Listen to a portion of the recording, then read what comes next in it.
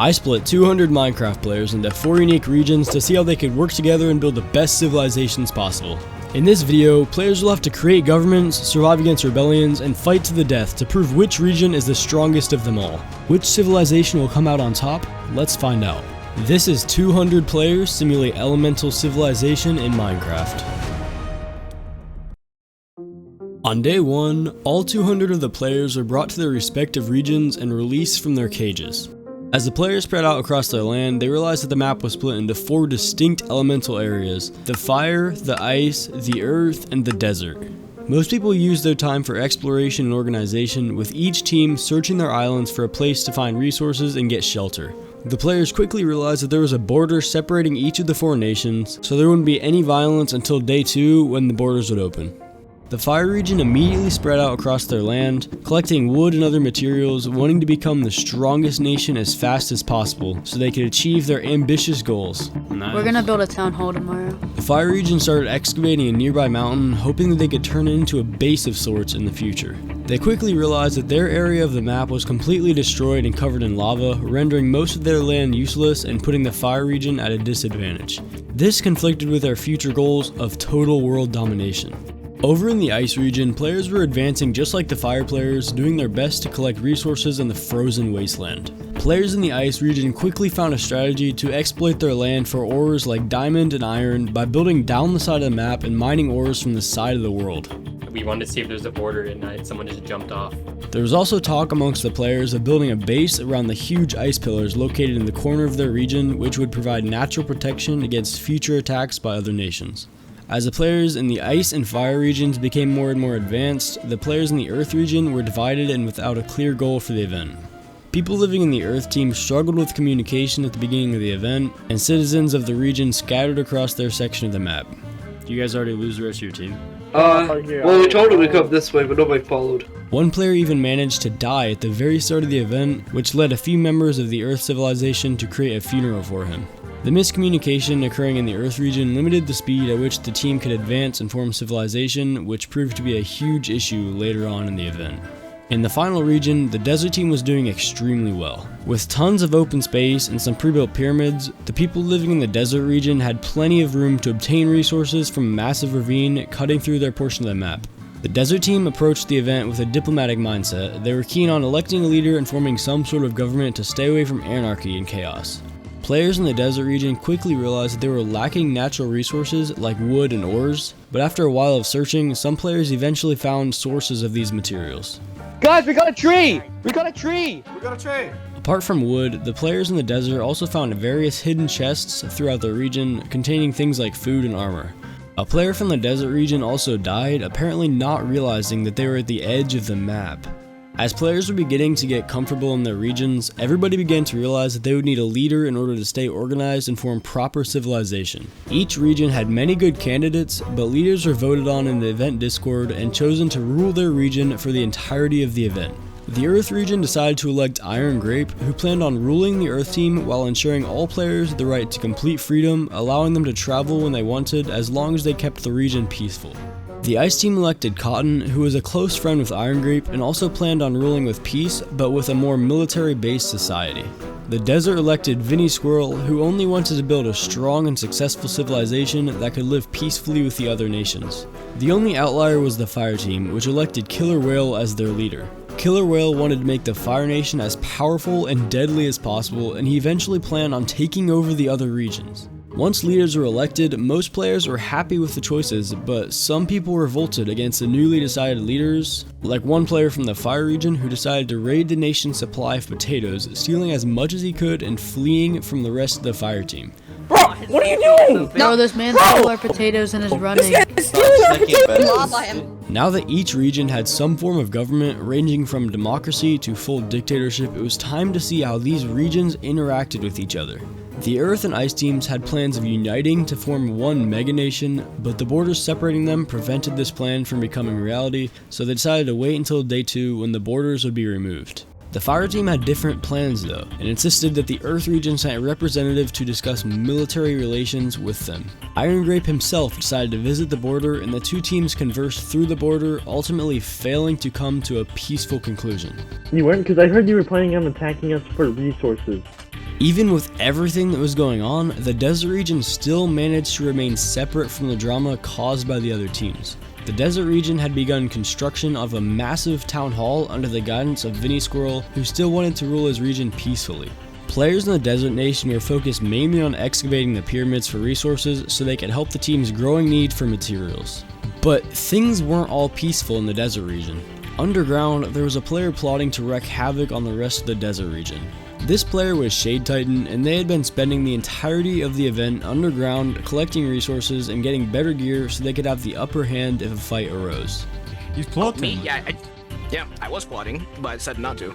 You never know. You never know, things can change. You never know. Now that each team's motives were becoming more obvious, Fire Nation was planning one last thing before the server closed for the night. As the hosts were off spectating other players, a secret group of players snuck up on Killer Whale, the Fire Nation leader, and assassinated him before the leader's bodyguards could even stop them. This ultimately plunged the Fire Nation into chaos, with Killer Whale's followers fleeing to other areas of the Fire region and trying to avoid the killers of their leader, who were now scouring the land for anyone else they could kill. Completely unaware of these events unfolding around them, the other regions continued building their civilizations and physical bases, with the Earth and Ice nations building almost identical capitals with cobblestone walls, and the Desert region continuing construction efforts on their town hall. Now, with the Fire Nation consumed in chaos, and the other regions focused on their civilizations, Day 1 ended with clear foreshadowing for the days to come. At the start of Day 2, tension was high due to the borders being dropped and PvP being enabled. Almost right as the server opened for the second day of the event, 2 ice players decided to make their way into the desert region, making them the first players to cross into another region. As these players traveled deeper into the desert territory, they suddenly turned around and made their way back to their region, realizing that the desert players would probably attack them if they got caught. Just run away. Come. Every team except for Fire immediately started Day 2 by continuing to get stronger and spreading resources and gear throughout their nation. The desert region was getting way stronger under Vinny Squirrel's leadership, organizing groups of miners, soldiers, and builders to carry out certain tasks in the region. Meanwhile, in the Fire region, the same thing was happening on Day 2 as Day 1, with Killer Whale's ex-followers doing their best to flee from the vicious fire rebels that had killed their leader.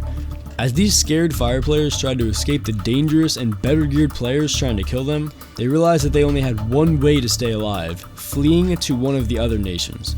Most of the peaceful fire players met up and fled to the Earth region, where they met up at Earth's main base and discussed with Iron Grape, the Earth leader. I've gone for 5 minutes doing trades with Desert and our team is gone. Once the fire players were accepted into the Earth team, they did their best to warn Earth about the threat of the Fire Nation, but Iron Grape did not take their warning seriously.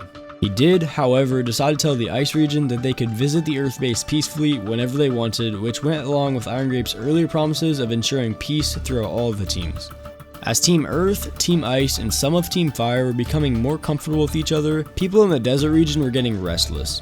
Up to this point, the people from the desert team had done nothing except for mining, building, and organizing, so they were itching to leave their land and explore the rest of the map. Vinny Squirrel, the leader of the desert, decided to lead a group of desert players over to the Earth base to discuss peace arrangements and trade routes, things that Vinny Squirrel thought would be important in the development of society. Under the surface of the desert, some people had other plans. Shade Titan was still underground, collecting gear and resources while planning out how he would destroy the desert nation.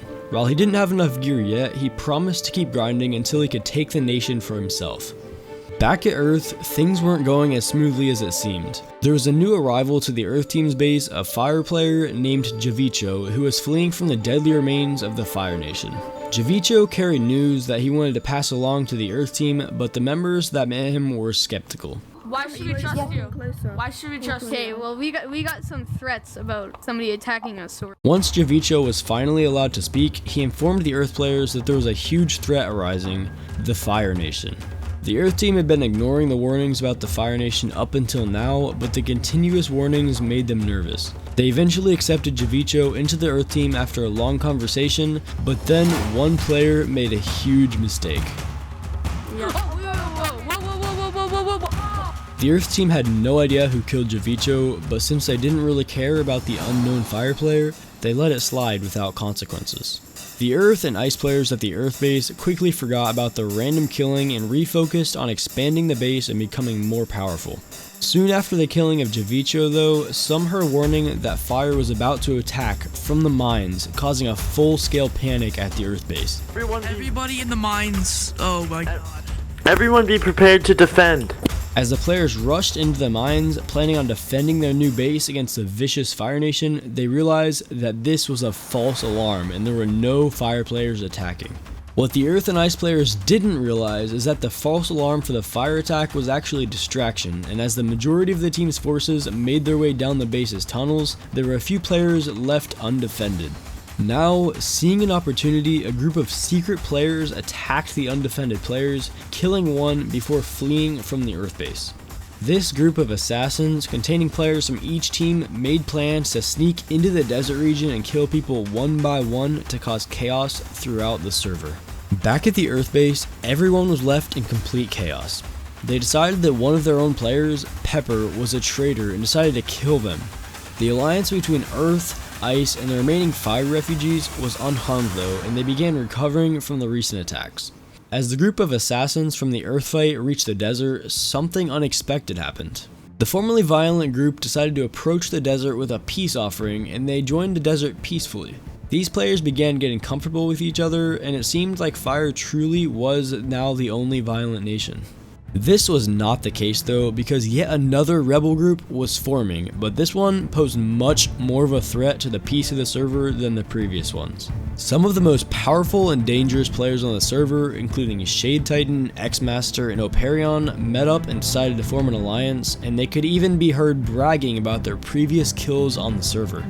This group of powerful players would cause a lot of issues for the peaceful nations in the future because their goal was to kill every single person on the server. But since this was such a huge threat to the safety of the civilizations, word of the small group quickly spread and Iron Grape called a meeting when he heard. Colin, go. Meeting. It's a meeting for him. Oh, yeah. Iron Grape met up with the other two peaceful leaders at a secret location, bringing many players to guard them in case of an attack from the rebels. The leaders discussed the threat of the fire gangs and the new groups of dangerous players, and after lots of discussion, they worked out a temporary solution to the problems. They all promised to send help if any of the other nations were attacked, so that none of them would be picked off individually. While the meeting between leaders was going on, a group of players traveled all the way from the Earth base to the desert base just so they could warn the desert about the threat of the Fire Nation. Now that every nation was aware of the threat that was posed by the Fire Rebels and their groups led by X-Master and Shade Titan, the players from the peaceful nations decided to end the threats. People from the Ice, Earth, and Desert teams sent out search parties for the dangerous groups of players so they could try to end them. They searched for a really long time, and they eventually managed to find X-Master's group, who had been hiding right outside of the Earth team's base. X-Master and his group was then chased by every single player in the area, and everybody in X-Master's group was killed except for Operion and X-Master himself. And as the servers closed for day 2, X-Master and Operion barely escaped the horde of angry players chasing after them. With all this violence occurring on only the second day of the event, day 3 promised to be the most deadly day on the server so far. When the server opened for day 3, most players were lost as to what they should do. Earth, Ice, and part of Fire were still gathered at the Earth base, still trying to get better gear to protect themselves against the groups of players led by Operion and X-Master. Speaking of Operion and X-Master, Operion had escaped his pursuers from the day before, but X-Master was still being chased across the map. After being led through multiple different terrains and regions, X-Master finally escaped his pursuers and started creating a plan to overthrow all of the leaders. During all this conflict, the 3-team alliance was getting restless at the Earth base. They were now almost all full diamond, and they had nothing left to do except for kill the rebels and continue their civilizations peacefully. But X-Master and his friends had other plans. Are you guys teaming up? He might as well. As soon as X-Master had escaped from the people chasing him, he did his best to find and meet up with Operion so they could unite and take on the alliances themselves. After lots of discussion, X-Master decided to sneak into the Earth base, which was a risky move because there were at least 30 people guarding the base at all times. But blind to this danger, X-Master snuck up the side of the Earth base and climbed up to the side, taking cover as he saw some Earth players approaching just blocks away.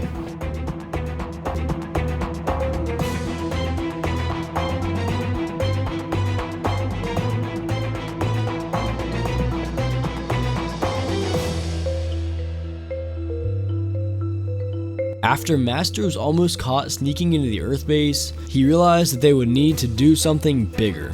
Operion and X-Master met up again and recruited 2 other players to join their team, Kifli and Kiang. With this, they started planning their seemingly hopeless invasion of the Earth base.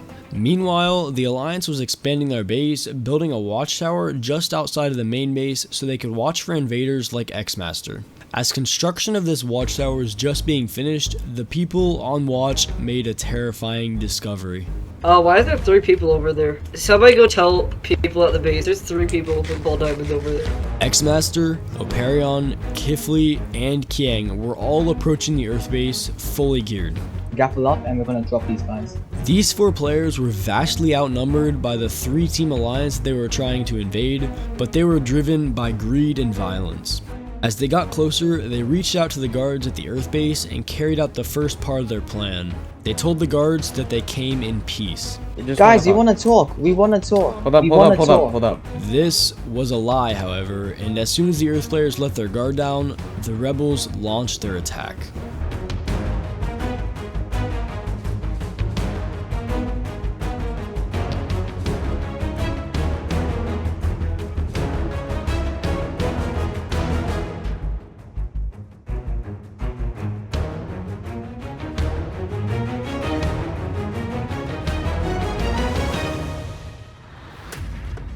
The rebels beat the odds and killed almost everybody in the Earth base, leaving only a few survivors who ran and scattered throughout the map. The rebels made quick work of these survivors, showing no remorse. Soon, all 3 of the leaders were dead, and the only remaining players were Operion, X-Master, Kifli, and Kiang. These 4 decided to agree on a 4-way win, meaning that the rebels were technically the most successful and powerful nation from the entire event. But because these people were focused on fighting and violence, they decided to have an organized fight to decide who the best player really was.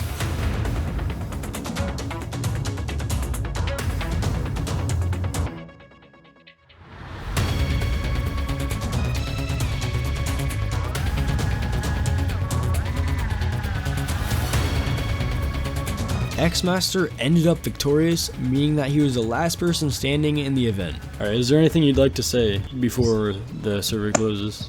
I am a god. That's all I gotta really say. No one compares to me. GG's. Now, with every nation completely wiped from the world, the server closed for the final time.